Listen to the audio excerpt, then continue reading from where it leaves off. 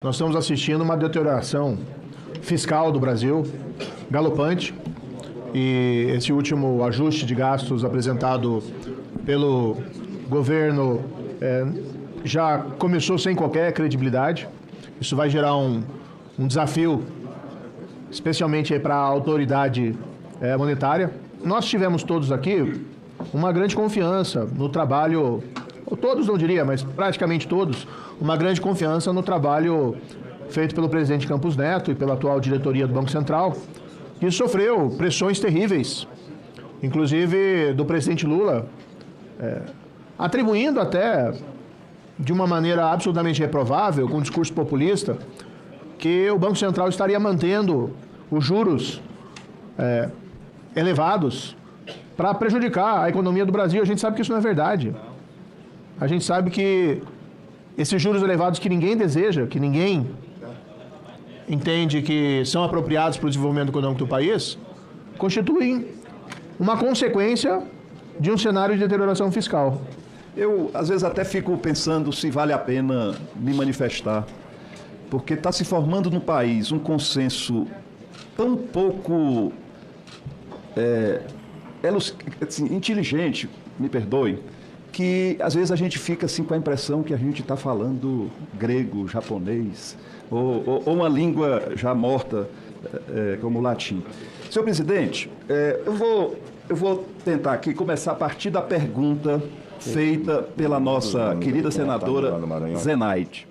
Será que o Banco Central não consegue ter um pouquinho mais de criatividade e encontrar uma forma diferente de combater a inflação que não é a elevação da taxa de juros? Foi essa a pergunta que a senadora Zenaide fez. A quem faz bem a elevação da taxa de juros?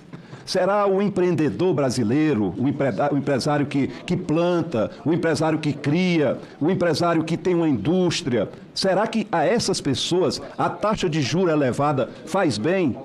Eu tenho certeza que não. Isso é uma resposta óbvia, porque quem produz precisa de capital para ser financiado e quando se sobe a taxa de juros, óbvio que o capital vai ficar mais caro. Não há nenhum país civilizado no mundo que tenha a taxa de juros que o Brasil pratica. Isso é um crime. Isso é um crime. É um crime que só faz bem a uma meia dúzia de pessoas que são beneficiárias disso. E aí, me perdoe, entra o Banco Central independente. Outra esquizofrenia de boa parte da elite política brasileira. Independente de quem? O Banco Central é independente de quem? Olha, eu vou aqui com toda serenidade tentar defender uma tese de que o Banco Central é hoje o grande especulador, o grande sabotador da economia nacional. E eu não vou fazer isso com frases soltas, não. Eu vou fazer isso colocando números. Senadora Zenaide, será que para combater a inflação só tem elevação de taxa de juros como política para o Banco Central? Óbvio que não. Aliás, é muito mais grave o que eu estou enxergando. A inflação no Brasil é uma inflação de demanda? Pergunto eu. Hoje o mercado aquecido e a nossa indústria, os nossos produtores não estão conseguindo dar conta de atender a demanda voraz de consumo do mercado brasileiro? Óbvio que não. Eu vou para um extremo aqui. A indústria automobilística tem hoje metade da sua capacidade ociosa. Se dissesse assim, amanhã vai dobrar o consumo de carros no Brasil, a nossa indústria estava pronta, preparada e querendo atender, podendo atender o mercado. Na média, o que dizem é que 30% da capacidade da indústria brasileira está ociosa. Então, eu espero, sim, eu não acredito que alguém possa enxergar como motivo para a inflação brasileira, que botou aí agora 0,1 ponto acima do topo da meta. Eu já convivi com inflação de 70% ao mês. Nós temos uma inflação projetada para esse ano de 4,6%.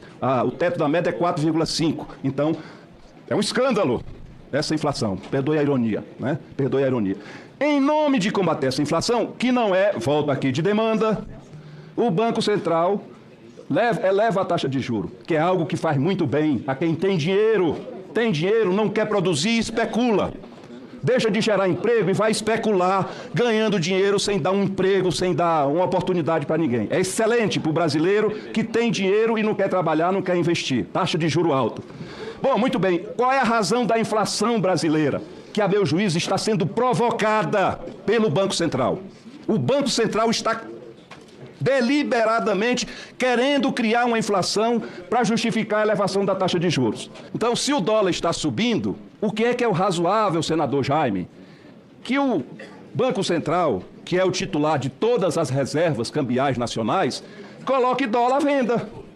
Se o dólar está subindo, o Banco Central coloca dólar à venda e eu quero ver quem é que vai atacar, especular contra o Banco Central brasileiro, que tem hoje 330 bilhões de dólares de reserva. O plano real, senador... Senador, um minutinho. Lhe dou já só concluir essa Só para dizer as reservas, são 372 bilhões de dólares. 370, subiu.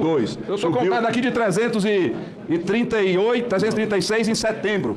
São 372 bilhões de reservas. Muito bem, pois é. Aumentou. O plano real, vejam bem, para não dizer que isso aqui é ideologia, eu não sou petista, não.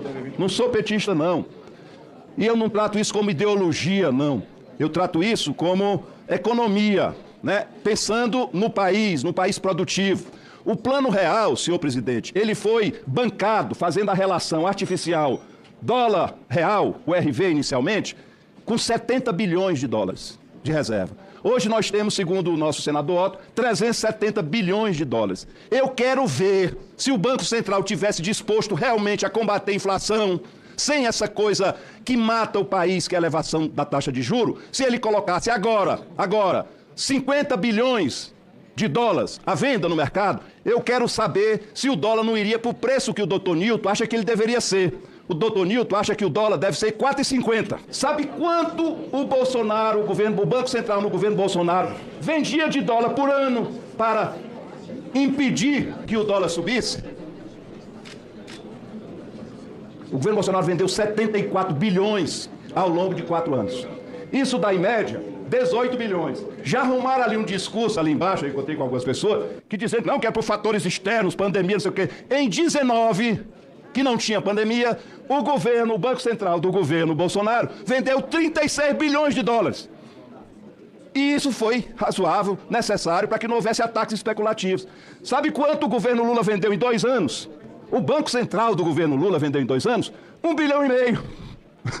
Você está vendo a diferença? O Banco Central está aumentando as suas reservas. O dólar subindo e o Banco Central aumentando as suas reservas. Então, doutor Nilton, o senhor vai cuidar da diretoria que trata de reservas cambiais. Por favor, não faça esse mal ao país, não. Não permita que esse pensamento, né, enfim, vou poupá-lo, né?